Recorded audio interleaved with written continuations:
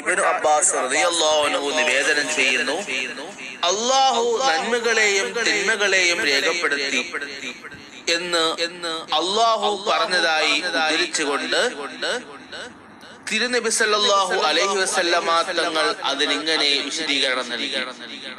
ഒരാൾ ഒരു നന്മ ചെയ്യാൻ ഉദ്ദേശിച്ചു, പക്ഷേ അത് ചെയ്തില്ല എങ്കിൽ തന്റെ അടുത്ത് അതൊരു പൂർണ്ണ നന്മയായി അല്ലാഹു രേഖപ്പെടുത്തും.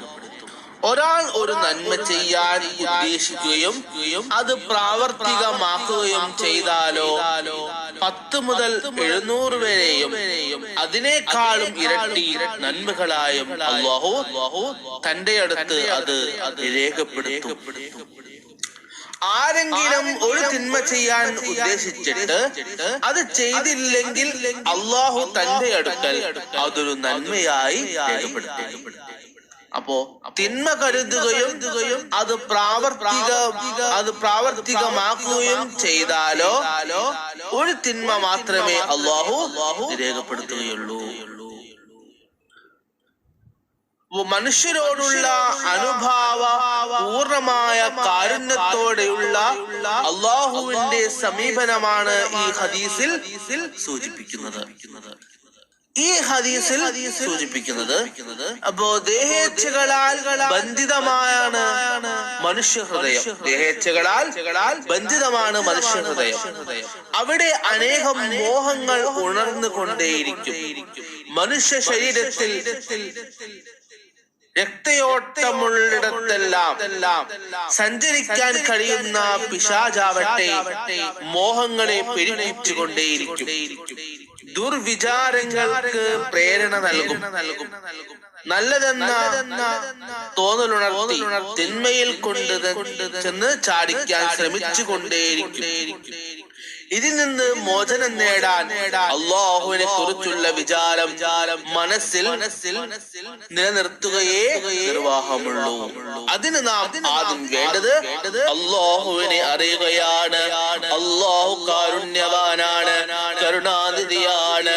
ദിവസവും അനേകം തവണ അവർ ആവർത്തിച്ചു കൊണ്ടിരിക്കുന്ന പദങ്ങളാണിവയെങ്കിലും പലപ്പോഴും നമ്മളുടെ ഉള്ളിന്റെ ഉള്ളിൽ ആ കാരുണ്യത്തിന്റെ വ്യാപ്തിയെ കുറിച്ച് ബോധമുണരാറുണ്ടോ എന്ന് ആത്മപരിശോധന നടത്തേണ്ടതുണ്ട്.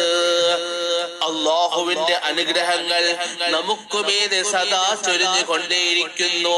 നമ്മുടെ ജീവിതത്തിലെ ഓരോ സെക്കൻഡും അറ്റമില്ലാത്ത ദൈവികാനുഗ്രഹങ്ങൾ നുകർന്ന് കൊണ്ടാണ് കടന്നു പോയിക്കൊണ്ടിരിക്കുന്നത്. നാം അത് തിരിച്ചറിയുന്നില്ലെന്ന് മാത്രം. ഇങ്ങനെ അനുഗ്രഹങ്ങൾ നുകർന്നുകൊണ്ട് ജീവിക്കുമ്പോഴും നാം അവന്റെ കൽപ്പനകൾ ധിക്കരിക്കാൻ ഒരുങ്ങുന്നത് എത്ര വലിയ പാപമാണ്. നാം നിരവധി സഹായങ്ങൾ ചെയ്തു കൊടുക്കുന്ന ഒരു വ്യക്തി നമ്മുടെ ഏതെങ്കിലും ഒരു കൽപ്പന ധിക്കരിക്കുമ്പോൾ നമുക്കുണ്ടാവുന്ന ദേഷ്യവും പ്രയാസവും പ്രതികാര മനോഭാവവും ഊഹിക്കാവുന്നതാണല്ലോ. എത്ര വലിയ ദയാലുവാണെങ്കിൽ പോലും ഇത്തരം ഘട്ടങ്ങളിൽ മാറി ചിന്തിക്കാതിരിക്കുകയില്ല. എന്നാൽ സർവാധിനാഥനായ അല്ലാഹു അങ്ങനെയല്ല. അങ്ങേറ്റം ദയയോടും കാരുണ്യത്തോടും കൂടിയാണ് മനുഷ്യരോടുള്ള അവന്റെ സമീപനം. തിന്മകൾ പാടില്ലെന്നവൻ നമ്മോട് കൽപ്പിച്ചു. തിന്മകളിലേക്ക് ചാഞ്ഞു പോകുന്ന മനസ്സുള്ള മനുഷ്യൻ വല്ല തിന്മയും കരുതിപ്പോയാലോ അതൊരു കുറ്റമായവൻ കാണുന്നില്ല. ആ തിന്മ പ്രവർത്തിക്കുമ്പോഴേ കുറ്റമാകുന്നുള്ളൂ. അതും ഒരു തിന്മയായി മാത്രം രേഖപ്പെടുത്തുന്നു. നാം നന്മ ചെയ്യാനാണ് കരുതുന്നതെങ്കിലോ അല്ലാഹുവിന് നേരെ ഇഷ്ടമുള്ള കാര്യമാണത്. നന്മ ചെയ്യാനുള്ള ഉദ്ദേശം തന്നെ നന്മയായവൻ പരിഗണിക്കുകയും പ്രതിഫലം നൽകുകയും ചെയ്യും. ആ നന്മ പ്രാവർത്തികമാകുമ്പോഴാവട്ടെ അതിന്റെ 100 കണക്കിന് ഇരട്ടി നന്മകൾ ചെയ്ത പ്രതിഫലം അല്ലാഹു നൽകുകയും ചെയ്യും. വാരിക്കോരി കൊടുക്കുക എന്ന് നാം പറയുന്നത് പോലെ അള്ളാഹുവിന്റെ മനുഷ്യരോടുള്ള ഈ സ്നേഹവും കാരുണ്യവും ഔദാര്യവും തിരിച്ചറിയുമ്പോഴേ നമുക്ക് അവനെ കൂടുതൽ മനസ്സിലാക്കാനാവൂ. അവനോടടുക്കുമ്പോഴേ അവന്റെ ഓർമ്മ മനസ്സിൽ നിലനിർത്താനാവൂ. അപ്പോൾ മാത്രമേ നമ്മുടെ മനസ്സ് പാപചിന്തകളിൽ നിന്ന് മുക്തമാവുകയുള്ളൂ. ഇങ്ങനെ മനസ്സിനെ സ്വന്തം വരുതിയിൽ നിർത്തി പാപമുക്തി നേടുമ്പോഴേ നാം നല്ല മനുഷ്യരാകൂ. അതുകൊണ്ട് അല്ലാഹുവിന്റെ കാരുണ്യത്തെ കുറിച്ച് ചിന്തിക്കുക, അവൻ ചെയ്തു തന്ന അനുഗ്രഹങ്ങൾ വിലയിരുത്തുക,